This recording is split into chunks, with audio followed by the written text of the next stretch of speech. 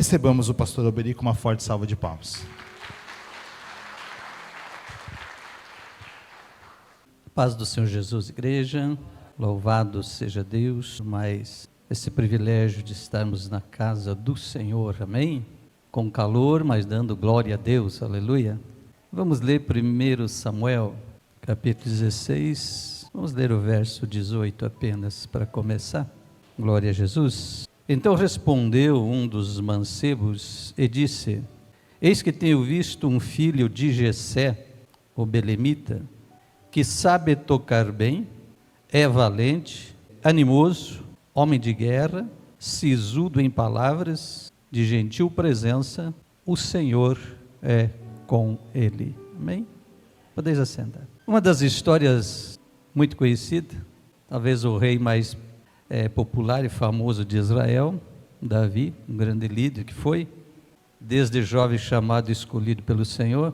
Eu costumo dizer que às vezes parece que Davi é mais pregado e mais conhecido às vezes por muitos atualmente do que o próprio Jesus Cristo, devido a muitas pregações baseadas na história dele, e realmente é marcante, mas às vezes também é necessário, às vezes, desconstruir também algumas ideias, principalmente nós brasileiros que somos bastante sentimentais e gostamos às vezes do evangelho e de uma mensagem bem romântica, né?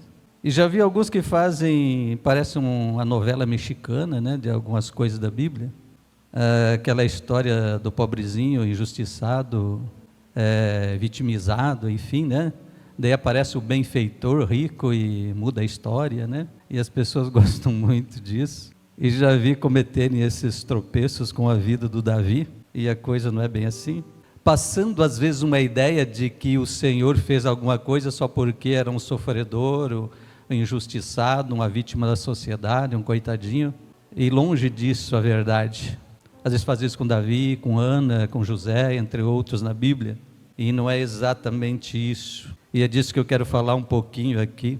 Lembrando que o primeiro rei de Israel foi Saul, mas foi um rei pedido pelo povo e não era o propósito de Deus. Mas diz que Saul era alto, que sobressaía acima dos ombros, acima de todos os da sua época, forte, aparência de guerreiro, enfim. Mas Saul tinha uma dificuldade, ele não conseguia obedecer, ser submisso, era covarde. Quando foi para ser ungido rei, ele se escondeu no meio das bagagens, era o oposto de Davi. Davi diz que ele era o menor da família, menor não só na idade, mas também em estatura. Jessé tinha 8 filhos, Davi era o 8º. Porém, quando a Bíblia diz lá em Atos que Davi era um homem segundo o coração de Deus, o Senhor disse assim: porque ele fará tudo o que eu ordenar, ou fará toda a minha obra. Então era diferente de Saul, que não conseguia obedecer a Deus, não era fiel, era covarde. Davi era o contrário. Então por isso nós notamos várias coisas que às vezes é meio distorcido em algumas pregações. Saul sendo rejeitado por Deus, o Senhor fala com o profeta Samuel e disse para ele: até quando você vai poupar aí tendo dó de Saul, se eu já o rejeitei? Toma teu vaso de azeite e vai à casa de Jessé em Belém, que lá eu tenho me provido de alguém para ser o rei em Israel, substituir o desviado Saul. É interessante que o Samuel se preocupa. Ele diz: Senhor, mas se eu fizer isso, Saul vai mandar me matar. E é tão interessante aqui, Deus não mandou o Samuel mentir. Aqui é uma estratégia. O Senhor disse para Samuel: você vai lá e diz que você foi sacrificar ao Senhor. Isso é estratégia, oculta uma parte do negócio. Não diz que você foi para ungir um rei, diz que você foi apenas sacrificar. Era uma mentira? Não, é estratégia. E na obra, e no reino, e nas guerras espirituais, é preciso estratégias. E às vezes nem tudo dá para você falar. Tem a hora e o momento das coisas. E o profeta vai à casa de Jessé, prepara o ritual da santificação e preparação, que era conforme a lei, para fazer o sacrifício a Deus com a família. E nesse momento ele manda então que Jessé traga os seus filhos. E vem os 7 filhos, com exceção do 8º que estava no campo, que era Davi. Aí quando Samuel olha para Eliabe, o mais velho, alto, forte, semelhante a Saul, guerreiro, sobressaía acima dos outros, de boa aparência, beleza. Aí alguns ensinam que o profeta pegou o azeite e foi derramar na cabeça. Não, nada disso, a Bíblia não diz nada disso. Diz que Samuel pensou, certamente está aí o escolhido. Ele só pensou. Ele não ia derramar azeite no ungir, Deus não tinha ordenado ainda. Mas quando ele pensa isso, o Senhor, o Espírito de Deus fala a Samuel dizendo, não é este. Porque você está olhando para a aparência e Deus não olha a aparência, Deus olha o coração. E quando ele diz isso, Samuel olha para o segundo, o Abinadab, olha para o terceiro, o Samar, olha para o sexto, até o sétimo. E aí pergunta, acabaram os jovens da casa? Aí o Jessé diz, tem mais um, está lá no campo. Então manda trazer ele. Quando ele chega, diz assim, que ele era ruivo, formoso de semblante e de boa presença. Não era aquele coitadinho miserável que alguns pregam aí, não. Já vi gente dizer que o ruivo era desprezado, tinha preconceito, não. Naquela época não tem muito judeu ruivo. O Esaú, irmão de Jacó, era ruivo. Existiu na Idade Média, isso quase 2000 anos depois, um preconceito muito grande com ruivos que eles associavam a magia, a feitiçaria, a bruxaria e mataram muita gente ruivo. E onde matavam judeu também, então se associou isso. Mas isso quase 2000 anos depois de Davi. Nesse tempo não existia isso. Pelo menos não encontrei nenhuma informação histórica sobre isso, que já vi alguém falar. Mas diz que ele era formoso de semblante, boa presença. Mas era o menor da família, como disse, tanto em idade quanto em estatura. E aí o Senhor disse para Samuel, está aí o escolhido, levanta e derrama o óleo na cabeça dele. E Samuel ungiu. E Davi voltou a cuidar das ovelhas. E o momento em que Deus escolhe Davi e o unge, ainda que ele voltou para o campo cuidar das ovelhas, não era a hora dele assumir o reino, foi assumir anos mais tarde, porque tudo há um tempo e um propósito determinado por Deus. Eclesiastes 3, tudo há um tempo determinado. Então precisava um longo processo ainda de preparação na vida de Davi para ele chegar ao palácio. Mas o Espírito de Deus já havia se retirado de Saul, e um espírito mau passou a perturbar a vida de Saul. E aí seus servos e conselheiros disseram ao rei, busca alguém que saiba tocar, para vir alegrar o rei e banir, espantar esse espírito mau. Aí surge a pergunta, mas e quem? Aí nós temos um Deus glorioso, sabe teu nome, teu endereço, tua família e sabe tudo sobre você. Aleluia. Quando foi, anos antes, para ungir, o Senhor disse para Samuel, vai à casa de Jessé lá em Belém. Belém era uma aldeiazinha, me parece que 10 ou 13 quilômetros longe de Jerusalém. Vai a Belém, na casa de Jessé. Passa-se o tempo, e no momento que Saul precisa de um músico na casa dele, no palácio, alguém se levanta e diz para o rei, tem um filho de Jessé, lá em Belém. Está entendendo? Deus não esqueceu. E aí tem isto que nós lemos. Primeira coisa, disse assim, ele sabe tocar. Parece a banda Emaús de Parobé. Toca bem. Aleluia, diz amém, eu estou profetizando. Sabe tocar, toca bem. Primeira coisa, quer ser bem sucedido, faça as coisas bem feitas, porque Deus não é Deus de obra por metade, de coisa mal feita. Você vai olhar as obras de Deus, elas são completas e são perfeitas, e só é bem sucedido e vitorioso aqueles que aprendem a fazer as coisas bem feitas e completas. Você que vive fazendo as coisas por metade, lamento dizer, não vai chegar a lugar nenhum. Que vive fazendo as coisas mal feitas, você logo vai ser esquecido. Ou vai ser lembrado como o cara das coisas mal feitas. As obras de Deus sempre são perfeitas, isso que eu fico fazendo invocado com algumas coisas. Às vezes que dão algum testemunho de milagre, botam lá na televisão, o camarada que era paralítico está andando e está um segurando num braço e outro no outro, e vão arrastando aí, caminhou, está caminhando, não sei o quê. Quando Pedro e João estavam entrando no templo e tinha aquele paralítico de nascença, coxo, aleijado que ali ficava, Pedro disse, não tem ouro e nem prata, mas o que temos te damos, em nome de Jesus, levanta e anda, toma ele pela mão, diz que os seus pés se firmam, ele se põe em pé, ele caminha e depois ele salta, e quando ele está saltando, eu creio que Pedro não estava mais segurando na mão dele, porque Deus é Deus de obra perfeita. Então o que eu olho, primeira característica de Davi, ele sabe tocar bem, ele faz as coisas bem feitas, amém? Segunda coisa que ele citou aqui, disse assim, ele é valente. Se é momento que está precisando de crente valente, é agora. Na igreja lá dos primeiros séculos, teve muito crente valente, que se deixava devorar pelos leões nas arenas de Roma, mas não negava o nome de Jesus. Esta semana ainda ouvi de um pastor dizendo alguma coisa sobre salvação, não vou entrar em detalhe, algumas coisas não concordo, mas ouvi ele dizer esta palavra, porque o crente, que a Bíblia diz, ser fiel até a morte, na visão de que a pessoa tem que ser crente até morrer de velhinho. Não, Está baseado nesse fato, ser fiel, ainda que você tenha que morrer pela fé em Cristo, como foi os crentes da primeira igreja primitiva lá. Ser fiel até a morte, mesmo que tenha que custar a sua vida, seja fiel. Está chegando esse tempo de novo. Os covardes não subsistirão nesse tempo. E o que dizer dessa geração cheia dos mimimi, das coisinhas, né? Por quê? Porque algumas pregações baseadas na história de Davi foram distorcidas, fazendo de Davi a vitimazinha, sofredora, abandonada, tadinho dele. Alguém se compadeceu dele e mudou a história dele. E você fica acreditando nisso? Não. Ele foi chamado por estas características que eu estou citando aqui.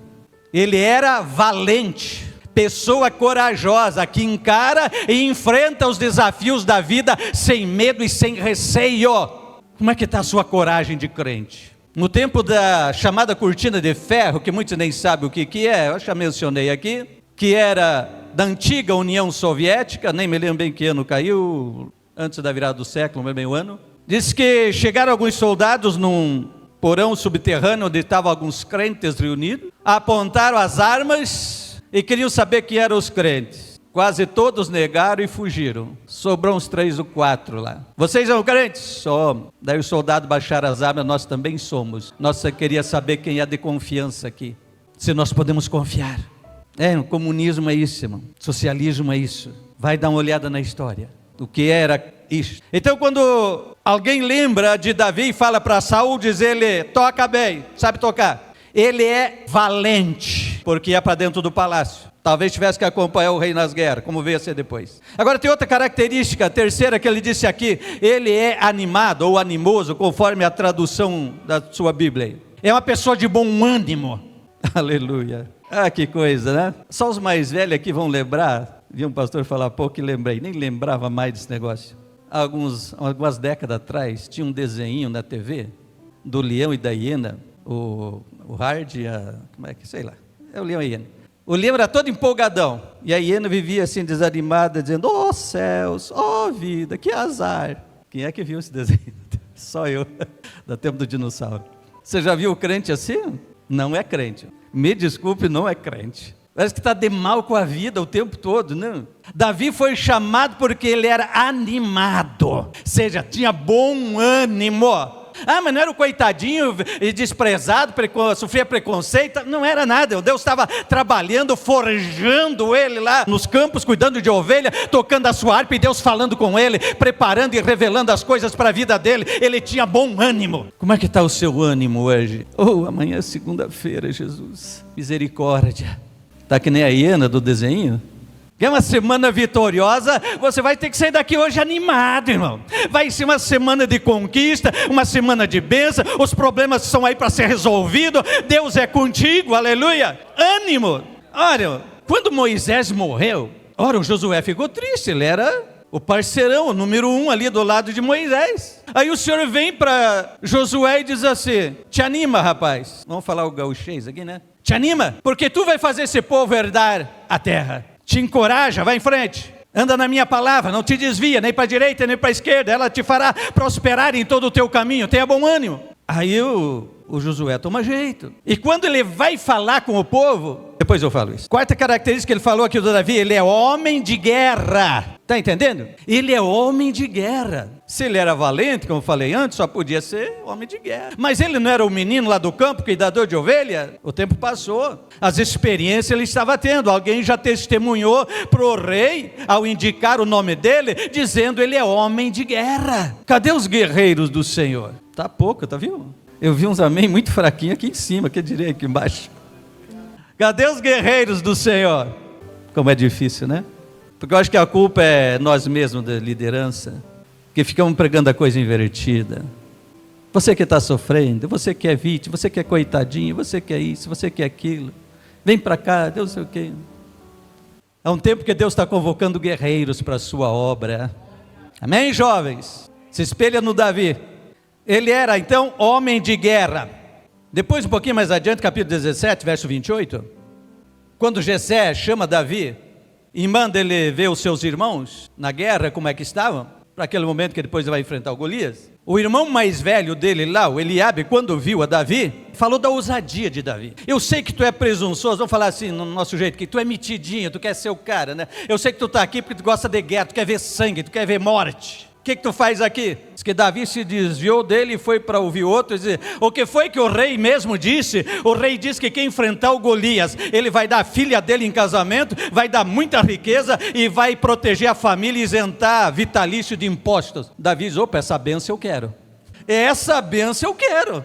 Mas o irmão dele tentou reprovar, reprimir, dizer, eu sei que tu é metido, tu quer ver sangue, quer ver guerra, não sei o que, sai daqui, o que tu faz aqui? Sempre tu vai ter oposição, mas nada pode derrubar o teu ânimo e a tua coragem. Isso é segredo para a vitória. Se você quer, como alguns pregadores dizem, a primeira chave, a segunda chave, a terceira chave, pega aí chave, tá, irmão? É chave para a vitória, tá? Aleluia! Então ele era homem de guerra, o próprio irmão dele falou dessa virtude dele, tentando levar para um lado negativo, como se isso fosse algo mal, mas na verdade estava reconhecendo as virtudes que havia em Davi. Quando ele olha aquela situação, não, eu quero essa bênção para mim, eu vou topar esse negócio, eu vou encarar esse filisteu pecador aí, não tem problema não. Não é nós que ele está afrontando é o Deus de Israel, e aí a coisa muda de figura. Quando você toma afronta por um lado pessoal é uma coisa, quando você reconhece que é contra o teu Deus é outra coisa. Deus vai mudar muita coisa em nossa nação, porque é o nosso Deus que está sendo afrontado, aleluia. Não vi amém aí? Não é eu, não é você, não é os pastores, os pregadores, é o nosso Deus que está sendo afrontado nessa nação e Deus vai mudar a história. Se você não crê, eu creio, aleluia. Homem de guerra. Depois, na versão que eu li aqui, diz sisudo em palavras. É dizer, aquela pessoa convicto de palavras decisivas, de palavras incisivas. Era isso que Davi era, não era aquele coitadinho, porque a Bíblia está dizendo ao contrário.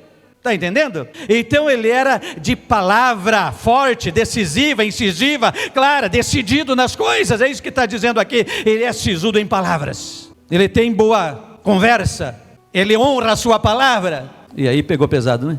Então ele tinha estas características. Mas ao mesmo tempo em que ele era tudo isso, fazia as coisas bem feitas, era valente, era animado, era homem de guerra, era desta maneira, decisivo, sisudo em palavras, ele volta a dizer que ele era de gentil presença.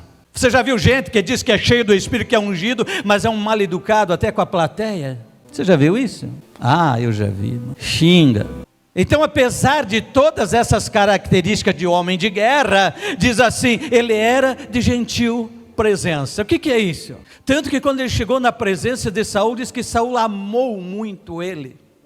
Isso era a presença de Deus na vida de Davi.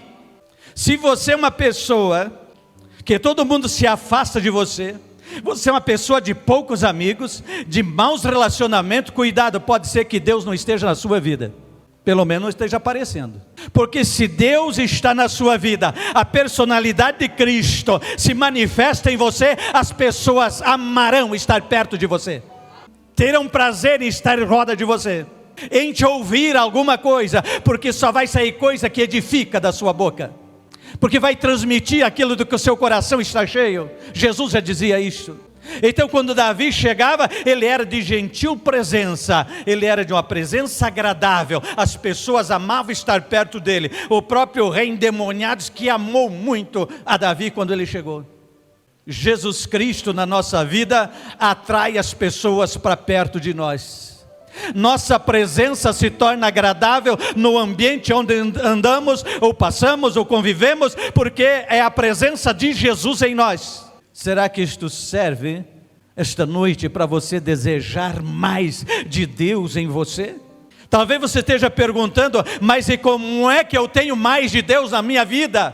Se arrependendo dos pecados, estudando e vivendo a palavra, orando a Deus, invocando o nome do Senhor, você vai ter mais de Deus na sua vida. E você não precisa botar uma plaquinha na testa dizendo eu sou crente pentecostal da Assembleia de Deus de Madureira. As pessoas vão ver, sem você precisar empinar o nariz, não. As pessoas vão ver. Porque Jesus disse para a samaritana lá em Atos, no poço de Jacó, se você beber da água que eu lhe der, se fará uma fonte que vai jorrar. Sabe o que é isso? Jorrar? Derramar. Vai fluir.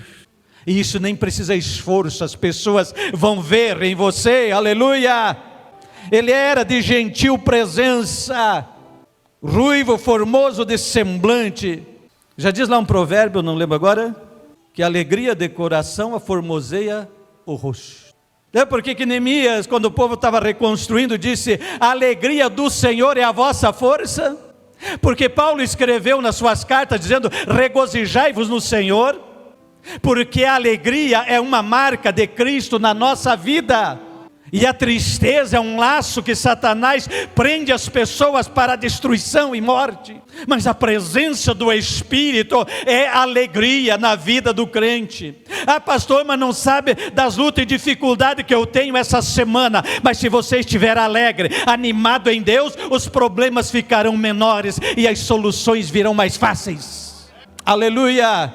A alegria do Senhor é a vossa força.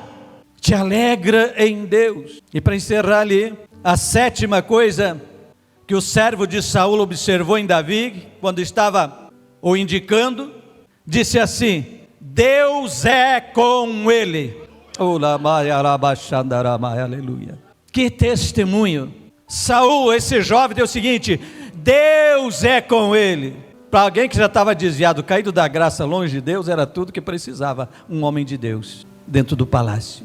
Eu mencionei antes a história do Josué, quando ele substituiu Moisés e assumiu a liderança do povo. Quando ele reuniu o povo para falar, o que o povo disse para ele? Os anciãos, os líderes, disseram assim para Josué: tudo quanto tu falar e tudo quanto tu ordenar, nós obedeceremos, nós cumpriremos. Tão somente que Deus esteja na tua vida como foi com Moisés. Olha a condição. Te ouviremos, te obedeceremos, estaremos contigo em todas as situações, desde que nós veja Deus na sua vida, como vimos na vida de Moisés. Que situação? Quando Eliseu substituiu Elias, antes de Elias ser arrebatado ao céu, o Senhor disse para Elias: unge Eliseu, profeta, em teu lugar. Aí tem aquela história que o Eliseu disse: eu quero a unção dobrada que é em ti, quero o dobro da unção que tu tem, vamos entender assim. E realmente ele recebeu, porque segundo a história, ele fez o dobro de sinais e milagres do que Elias. Mas o processo foi o seguinte: ele acompanhou até o momento em que Elias foi arrebatado. E diz que a capa de Elias caiu e ele pegou a capa, símbolo da unção ali e do ministério, passou para Eliseu.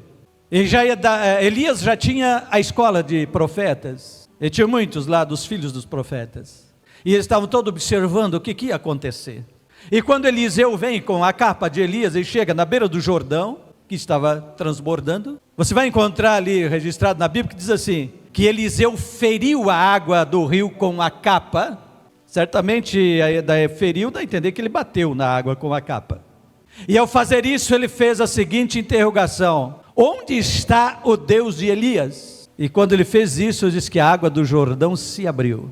Quando este sinal aconteceu, os filhos dos profetas, os alunos do Elias, que agora passaram a ser discípulos do Eliseu, disseram assim: o Deus de Elias agora está com Eliseu. Chegaram e se curvaram e reverenciaram Eliseu, se submetendo à autoridade e à liderança de Eliseu. Por quê? Porque Deus está com ele. Então foi isto que aquele moço, o servo de Saul, disse a respeito de Davi: Deus é com ele. Isto fez toda a diferença na história. Aleluia. Então tira aquela ideia de um Davi miserávelzinho, coitadinho, sofredor. Olha para alguém que Deus trabalhou nos momentos mais difíceis e forjou a vida dele para ser um guerreiro para tempos de conquista, e se tornou o maior rei conquistador de Israel. O seu sucessor, que não soube desfrutar, e é outra coisa, herdou a paz, conquista, território grande, todos os inimigos dominados. Salomão, rico, sábio, viveu anos de glória e no fim da vida voltou para a velhice. Talvez por isso tenha aquela palavra de Eclesiastes: melhor é o fim das coisas do que o começo. Davi começou sofrendo, difícil, e acabou com glória e vitória. Salomão começou cheio de glória e acabou curvado aos ídolos. É você que faz a sua escolha, é você que define o que você quer ser. Está todo mundo tão pensativo que eu estou ficando preocupado. Ai, Jesus, tem misericórdia. Te anima, irmão. Aleluia, dá uma glória a Deus, nem que seja para me encorajar um pouquinho. Aí chegou o dia que Jessé chamou Davi Ele disse: vai ao campo de batalha me trazer notícias dos teus irmãos. Vai ao rei, vai ao comandante lá. Mas daí Jessé chamou Davi e disse: pega aqui pão e vinho e um cabrito. O que eu vejo aqui? Deus não envia ninguém de mãos vazias. Recebe em nome de Jesus, irmão. Diz um amém, dá um glória. Deus não envia ninguém de mãos vazias. Cadê o que Deus te deu, irmão? Eu digo: mas o que Deus me deu? Deus te deu vida, te deu saúde, te deu perdão, te deu salvação, te deu uma igreja para congregar, te deu unção do Espírito Santo, te deu algum talento e algum dom que está aí em você. E como Paulo disse a Timóteo: aviva e desperta o dom que há em ti. Deus está dizendo para você esta noite: eu não te chamei e não te deixei de mãos vazias. Pão é alimento espiritual, vinho na palavra é símbolo de alegria, é símbolo de gozo, de regozijo, é símbolo de mesa, de comunhão com Deus, aleluia. É isso o símbolo do vinho. E o Jessé pegou e disse: pega pão e pega vinho. Ou seja, tu tem alimento e tu tem alegria, tu tem unção, tu tem comunhão para levar, aleluia. E isto é o símbolo. Tudo na Bíblia do Antigo Testamento são simbologias proféticas do que está cumprido no Novo Testamento. E no Novo Testamento é isso: Jesus é a nossa comunhão, seu sangue é o vinho que simboliza o sangue derramado, aleluia, e o óleo é o Espírito Santo. E ele disse: eu sou o pão da vida, eu sou a água da vida. É tudo isto, é simbólico, mas no Novo Testamento é real. Recebereis a virtude do Espírito Santo, que há de vir sobre vós, e ser-me-eis testemunhas. Ou seja, ele te enche as mãos para você levar. Fica em pé, por favor. Chega de crente vazio, irmão. Chega de vida vazia, irmão, por favor. Por amor da sua própria alma, chega de vida vazia. Quando há uma fonte, em uma fonte ninguém consegue trancar. Se você tampa uma fonte num lugar, ela estoura no outro, mas ninguém consegue deter.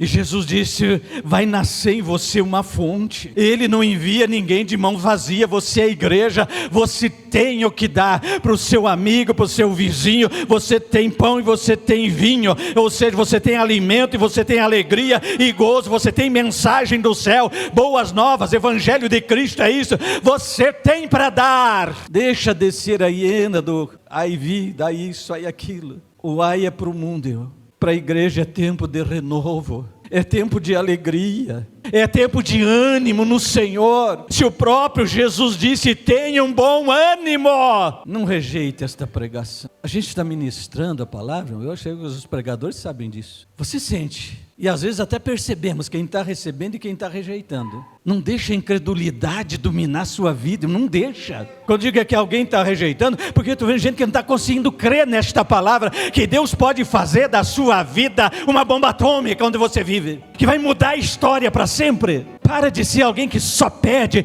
e passa a ser alguém que tem o que levar, como Davi não vai de mãos vazias. Por quê? Porque o pai deu o pão e o vinho para levar. Toma quem leva, aleluia. Você tem que sair daqui esta noite cheio destas coisas, levando o jumentinho carregado, para distribuir, para levar, para quem está com fome, para quem está com sede, porque ainda está longe de Deus, irmão. Fome, sede e miséria é para quem ainda está longe de Deus, irmão. Não é para quem está perto. Para quem está perto tem uma mesa farta, uma mesa cheia. Uns anos atrás eu estava pregando na cidade de Palmeiras das Missões, minha terra natal. Era num salão de uma sociedade, uma coisa lá. Faz anos. E eu notei uma irmã no banco da frente assim, que ela chorava. E eu estava pregando já uns 15 minutos e a coisa estava encalhada. Sabe, quando está tudo fechado, parece que tu fala e bate no bronze e volta e não acontecia nada. Eu digo: eu vou ter que parar. Quando tu vê, não tem jeito, vou ter que parar. Então, quando eu fiz o resumo assim para encerrar, para orar, vamos ficar em pé, vamos orar. Aquela irmã disse: pastor, me dá licença. O que é, irmã? Deus me deu uma visão. Eu digo: glória. E eu tenho que falar. Então, quanto à visão, desde que o irmão começou a ministrar a palavra, eu vejo um anjo do seu lado. Aleluia, amém. E daí? E daí eu vejo uma mesa na frente do altar, servida, linda, com coisas que eu nunca vi na vida. E eu estou vendo agora essa mesa aí, coisa mais linda, desde que o senhor começou a pregar. E daí? E ninguém chega na mesa para comer. Aí eu entendi por que a coisa estava tão complicada. Mas quando a irmã entregou a visão, o ambiente mudou. A unção desceu, Deus sacudiu o negócio, foi uma bênção do céu. Porque Deus nunca perde batalha. E Deus tem vitória para você esta noite. Deus tem vitória. Você que não se contenta com pouco, mas quer mais de Deus. Você que quer deixar de estar sempre pedindo e quer ter para levar e para distribuir. Deus quer te dar isso esta noite. Se você crê, Vem à frente para nós orar. Pode vir. O Senhor vai encher vidas do Espírito aqui. Pastor Marco, depois nós vamos orar pelas famílias, pode ser? Quero orar específico por esse assunto aqui agora, eu concluir esta mensagem. Gostaria que os obreiros do Senhor viessem orar. Porque Deus está chamando pessoas para o ministério aqui, irmão. Não sei se todos entenderam, mas Deus está chamando pessoas para o ministério aqui. Deus está chamando gente para o ministério aqui. Esse moço Cauã, Deus tem um chamado com ele. Deus está chamando gente para o ministério aqui. É os Davi, que Deus sabe o nome e o endereço. A família, tudo. Aleluia. Comece a orar. Comece a abrir a alma e dizer: Senhor, eis-me aqui. Comece a abrir seu coração e dizer: Senhor, eis-me aqui. Vamos adorando aí. Aleluia. Vai recebendo do Senhor. Algum sinal Deus vai te dar. Pode ser aqui agora, pode ser à noite na sua casa, pode ser durante o seu sono, mas algum sinal Deus vai te dar de que Ele está falando, te chamando, de que Ele quer mudar a sua história e Ele quer usar você neste tempo. Senhor nosso Deus, nosso Pai, em nome do Senhor Jesus Cristo, nós oramos agora sobre os teus filhos, ministrando em oração, diante da tua palavra, Senhor, para que agora, Pai, o teu Espírito confirme em corações aqui, o teu propósito, o teu chamado, que em nome de Jesus, correntes e prisões sejam quebradas, sejam repreendidas, sejam desfeitas e colocadas por terra. Em nome de Jesus, ministramos libertação, ministramos vitória agora, ministramos cura agora, ministramos renovo, que o Espírito Santo de Deus comece a encher. Começa a encher, traz convicção, traz novo ânimo, traz encorajamento, Senhor, as características de chamado, de soldado do Senhor, meu Pai, traz nessas vidas agora, amado Espírito Santo, tira a tristeza, tira a angústia, tira a aflição de alma, e enche de gozo, de cântico, de adoração, de louvor, de palavra de vitória. Vai recebendo em nome de Jesus, vai recebendo em nome de Jesus, vai recebendo em nome de Jesus.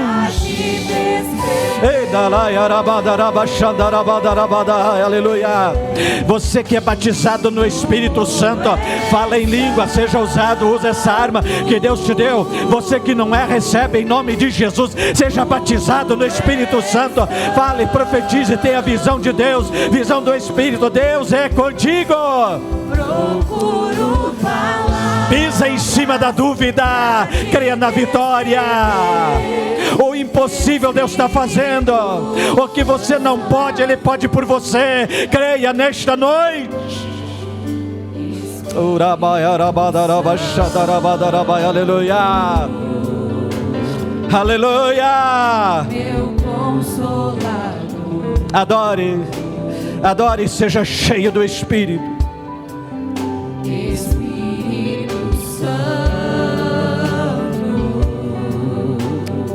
Glória a Deus. Vamos fazer uma segunda oração pelas famílias. Aqueles que ainda ficaram lá, venham para frente, as famílias, marido, esposa, filhos, todos juntos. Se não estão juntos aqui, se agrupem para orar pela família. Vamos orar pelas famílias. Podem vir os demais, em nome de Jesus. Todo domingo sempre oramos pela família, e é muito necessário que as famílias da casa do Senhor estejam guardadas e protegidas, debaixo da mão do Todo-Poderoso, cercado em orações, conforme Jesus ensinou, dizendo: livrai-nos do mal. O mal é crescente na terra, mas é Deus que guarda os seus e livra do mal. Então creia, que a Bíblia diz que muito pode a oração da igreja, dos justos do Senhor.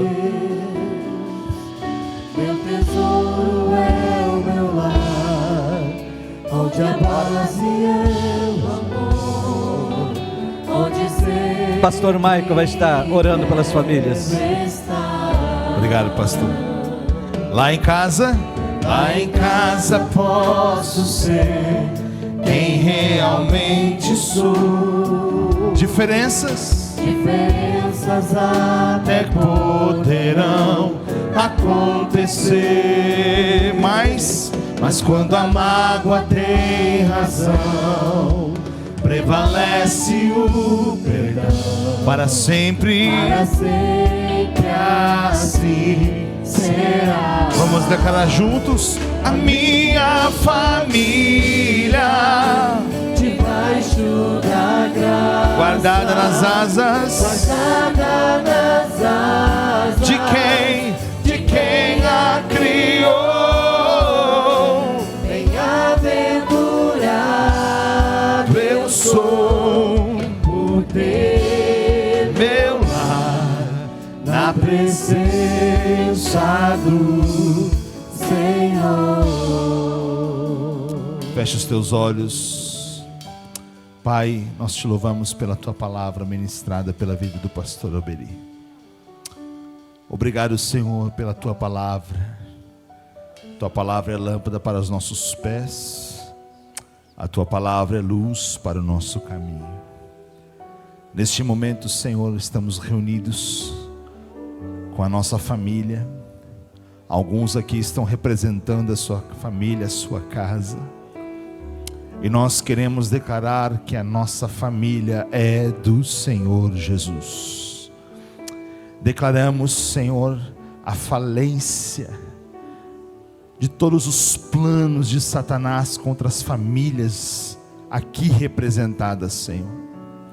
Tu sabes, Senhor, o que os teus filhos precisam, aquilo que os teus filhos necessitam e têm pedido e clamado a Ti em oração.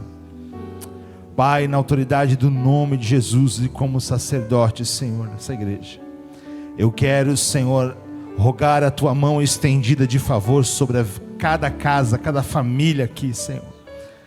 Rogar, Senhor, que o amor prevaleça. Rogar, Senhor, que a paz, a comunhão. Pai, nós rogamos, Senhor, a Ti sobre cada família.